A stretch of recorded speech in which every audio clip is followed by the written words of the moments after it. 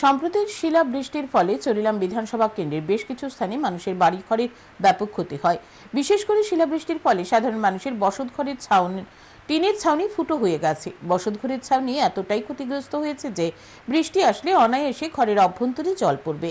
ফলে ক্ষতিগ্রস্ত পরিবারগুলি আশ্রয় নিয়ে শরণার্থী শিবিরে। প্রশাসন থেকে ক্ষতিগ্রস্ত পরিবারগুলির জন্য অস্থায়ী শরণার্থী শিবির খুলে দেওয়া হয়েছে।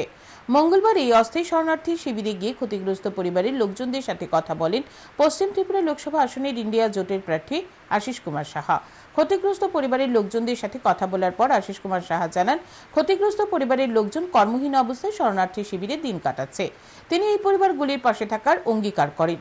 পাশাপাশি ক্ষতিগ্রস্ত পরিবারগুলি যেন দ্রুত নিজেদের বাসস্থানে ফিরে যেতে পারে তার ব্যবস্থা করে দেওয়ার জন্য প্রশাসনের নিকট দাবি জানান। তিনি আরও বলেন, শরণার্থী শিবিরে শিশু খাদ্যের কোনো ব্যবস্থা নেই। শরণার্থী শিবিরে পর্যাপ্ত খাবারের সংকট রয়েছে।